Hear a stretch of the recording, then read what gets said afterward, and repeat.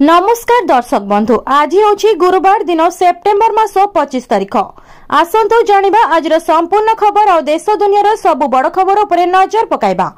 प्रतिदिन एमिति news video सर्वप्रथमे देखिबा पई आसंतु आम चैनल को सब्सक्राइब करिनियंतु। तेबे आसंतु आज गुरुत्वपूर्ण खबर गुड़िक उपरे नजर पकाइबा। आज प्रथम खबर अछि सीबीएसई 10म और द्वादश श्रेणी परीक्षा तारीख घोषणा। 45 लाख पिला देबे परीक्षा। सीबीएसई 10म और द्वादश परीक्षा नहीं आसिला बड़ सूचना। घोषणा हैला सीबीएसई 10म और द्वादश श्रेणी परीक्षा तारीख। आसंता 2026 फेब्रुआरी 17 रु जुलाई 15 तारीख मध्य सरिबो सीबीएसई 10म और द्वादश परीक्षा। सीबीएसई 10म और द्वादश परीक्षा नहीं जारी हैला सूचना। सठिक समय रे परीक्षा आरंभ करिबा पई चालिछि प्रस्तुति। परीक्षार 10 दिन पर आरंभ होई पारे मूल्यांकन। 12 दिन भितर मूल्यांकन सरिबाकू लक्ष्य रखा जायछि। फेब्रुआरी 20 तारीख रु होई पारे द्वादश फिजिक्स परीक्षा। सूचना अनुसार 10म द्वादश श्रेणी रे प्राय 45 लाख पिला देबे परीक्षा। परवर्ती खबर अछि पुणी बर्षिले श्रीमयी। प्रमिला कहिले एमिति केते आसीबे जिबे।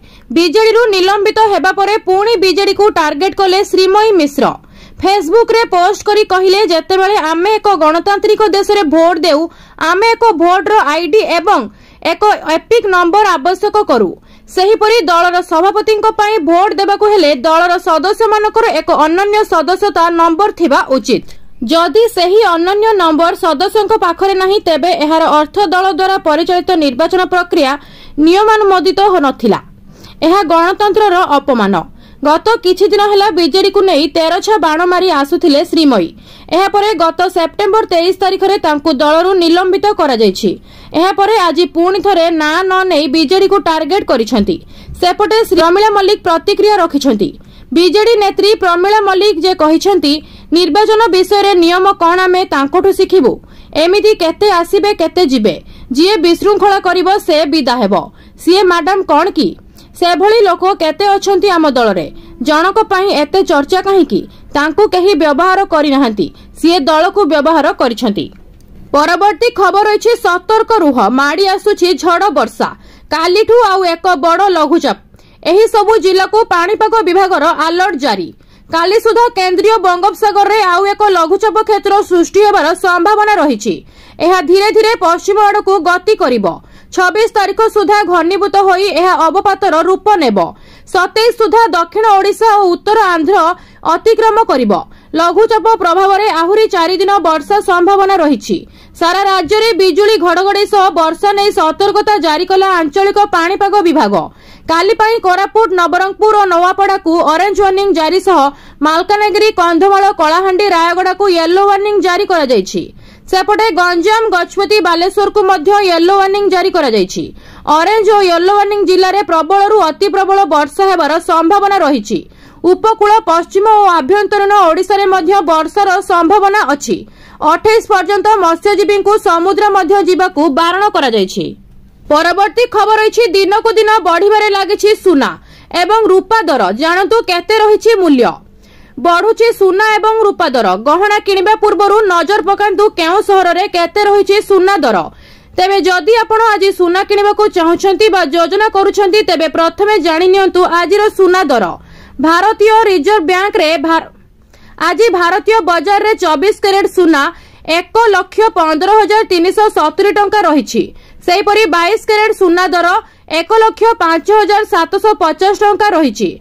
सेहीपरि राजधानी भुवनेश्वर रे 24 कैरेट सुनार मूल्य 10 ग्राम पिछा 1,15,370 टंका रहिथिबा बेले 22 कैरेट सुनार मूल्य 1,05,750 टंका को पहुंचिछि। सेहीपरि मुंबई रे 24 कैरेट रो मूल्य 1,15,370 टंका और 22 कैरेट रो मूल्य 1,05,750 टंका रहिछि।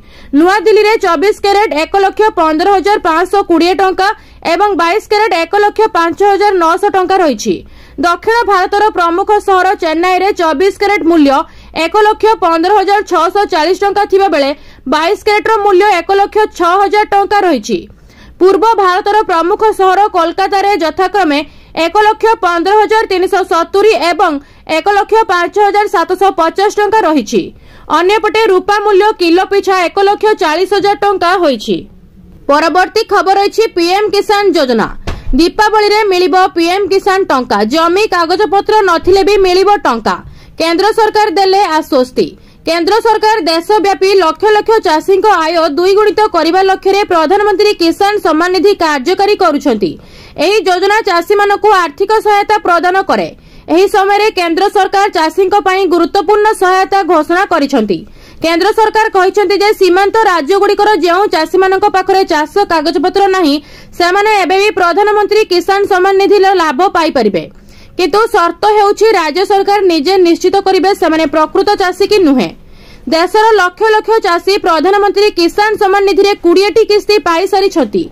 देशर लक्ष लक्ष चाषी 21तम किस्ती पाई उत्साहर सहित अपेक्षा करिछंती। प्रधानमंत्री किसान सम्मान निधि अधीन रे चाषी माने वार्षिक 6000 टंकार आर्थिक सहायता पाती। एही टंका वर्ष सारा 3टी किस्ती रे चाषी मानकु प्रदान करा जाय। प्रत्येक किस्तीर परिमाण 2000 टंका, वार्षिक 3टी किस्ती जारी करा जाय। एही राज्यर चाषी माने प्रथमे टंका पाइबे। साधारणतः जेतेबेले प्रधानमंत्री किसान सम्मान निधि पांठी जारी करा जाय सेतेबेले एककालीन देशर समस्त चाषी अकाउंट रे जमा करा जाय। तथापि एथर आशा करा जाउछि जे बन्या प्रभावित राज्य गुड़िक प्रथमे प्रधानमंत्री किसान सम्मान निधि किस्ती पाई पारंती। परवर्ती खबर अछि सस्ता हैला सब प्रकार बाइक।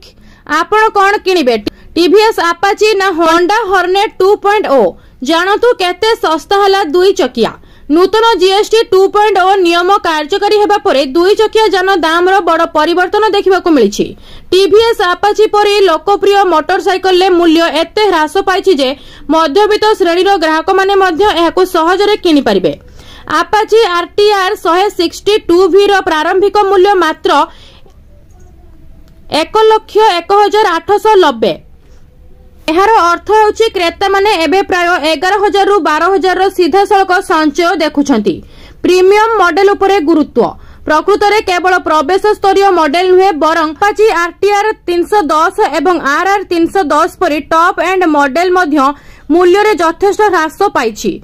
क्यूएस सहित आरआर 310 बेस एबे मात्र 2,56,240 रे उपलब्ध, जहा पूर्व अपेक्षा प्राय 21,759 सस्ता। क्यूएस बिना आरटीआर 310 बेसर मूल्य 2,21,240 को ह्रास करा जायछि, जहा ग्राहक मानकु 18,750 पर्यंत संचय प्रदान करुछि। एही जीएसटी ह्रास समस्त सेगमेंट रो बाइक प्रेमी को यथेष्ट लाभ देछि। परवर्ती खबर अछि रत्न भंडार को फेरिला महाप्रभुको रत्न अलंकार। खूब शीघ्र गणति मणति। दीर्घ दिन प्रतीक्षार अवसान। मूल रत्न भंडार को फेरिला महाप्रभुंकर रत्न अलंकार। श्रीमंदिर प्रशासनर पूर्व निष्पत्ति मुताबक आज रत्न अलंकार स्थानांतर प्रक्रिया करा जायथिला। 4 घंटा मध्य स्थानांतरकरण कार्य शेष होइथिला। रत्न भंडार स्थानांतरण परे एहाकू सील करा जाय 2टी ताला पकाई जायथिला। एही प्रक्रिया पई आज सकाळ 9:30 समय भक्तों साधारण बंद रही। रत्न भंडार मरामती पई 2024 मसीहा जुलाई 18 तारिख रु भितरु और बाहर रत्न भंडार समस्त रत्न अलंकार को खट सेज और चेंगड़ा घरे अस्थायी स्ट्रंग रूम करा जाई कड़ा सुरक्षा रे रखा जायथिला। रत्न भंडार को रत्न अलंकार स्थानांतर प्रक्रिया पूर्व रत्न भंडार उच्च स्तरीय कमिटी अध्यक्ष जस्टिस विश्वनाथ रथ, श्रीमंदिर मुख्य प्रशासक अरविंद पाढ़ी, पुरी जिलापाल एसपी एवं सेवायत प्रतिनिधि माने से प्रथमे श्रीमंदिर पार्श्व देवदेवी को दर्शन करिया परे महाप्रभु को दर्शन करथिले। रत्न अलंकार स्थानांतरण प्रक्रिया कार्य सुरखुर रे हेबा नै महाप्रभु को प्रार्थना करथिले। एहा परे 10:55 मिनिट रे श्रीमंदिर भितरे होइथिबा अस्थायी स्ट्रंग रूम स्थानांतरण प्रक्रिया आरंभ होइतिला। परवर्ती खबर अछि दीपावली पूर्वरु रेलवे रे बंपर नियुक्ति। 8,000 रु ऊर्ध्व पद खाली। 12 रु स्नातक करि परिबे आवेदन। रेलवे नियुक्ति बोर्ड एनटीपीसी नियुक्ति 2025 रु 26 पई एक संक्षिप्त विज्ञप्ति प्रकाश करिछि। एही वर्ष मोट 8,875 पदवी पूरण हेबो। एही पदवी गुडिक मध्यरे station master, goods guard, commercial clerk, accounts clerk, junior typist, trains clerk, senior clerk, cum typist एवं ट्रैफिक असिस्टेंट एवं अनेक पदवी अंतर्भुक्त। एही नियुक्ति अभियान रे स्नातकों पई संरक्षित 5,817 पदवी एवं द्वादश श्रेणी पास प्रार्थी पई 3,058 पदवी अंतर्भुक्त। आवेदन प्रक्रिया अक्टोबर एवं नवेम्बर 2025 मध्यरे आरंभ हेबो बोली आशा करा जाउछि। द्वादश श्रेणी पास प्रार्थी स्नातक पर्यंत प्रार्थी माने एही नियुक्ति अभियोग पई आवेदन करि परिबे। योग्य एवं आग्रही प्रार्थी माने सेमानकर आंचलिक आरआरबी रो सरकारी वेबसाइट परिदर्शन करी ऑनलाइन ले आवेदन करि परिबे। अंडर ग्रेजुएशन पदवी पई सर्वनिम्न बयस 18 वर्ष एवं सर्वाधिक बयस 30 वर्ष। ग्रेजुएशन लेवल पदवी पई सर्वाधिक बयस 33 वर्ष।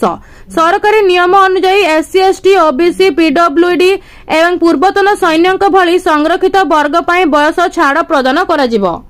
परवर्ती खबर अछि सुभद्रा योजना। पेंशन पाइबे कि एही सुभद्रा हिताधिकारी। 60 वर्ष वयस्क सुभद्रा हिताधिकारी को मिलिबो पेंशन। सुभद्रा योजना अधीन 60 वर्ष एवं तदूर्ध्व बयसर हिताधिकारी माने एबे पेंशन लाभ पई योग्य हेबे बोली घोषणा करिसेंती राज्य सरकार। एथिपाई आवेदन कले मिलिबो पेंशन। मधुबाबू पेंशन योजना एवं जातीय सामाजिक सहायता कार्यक्रम अधीन एही महिला माननकु अंतर्भुक्त करिया पई एक निर्देश जारी करा जायछि। 60 वर्ष एवं तदूर्ध्व बयसर प्राय 93,000 हिताधिकारी को सुभद्रा योजना बाद दिया जायथिबा बेले प्रकाश पाइबा परे एही पदक्षेप नेइछन्ती सरकार।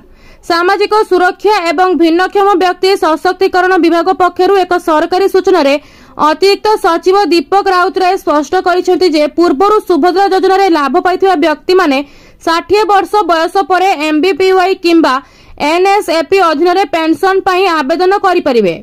तथापि सेमानको आवेदनर अनुमोदन निर्धारित योग्यता मानदंड पूरण एवं खाली पदवी उपलब्ध उपरे निर्भर करिवो।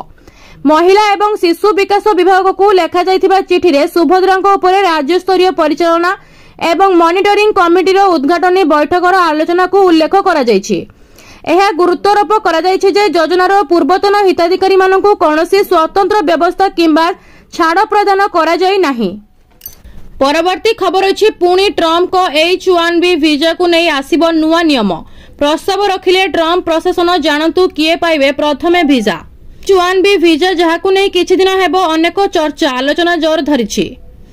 H1B वीजा को नै अमेरिका राष्ट्रपति डोनाल्ड ट्रम्प को नुवा नियम आनिछंती जहाकि भारतीय मानक उपरे अधिक प्रभाव पकाइबो बोली अनुमानिक करा जायछि।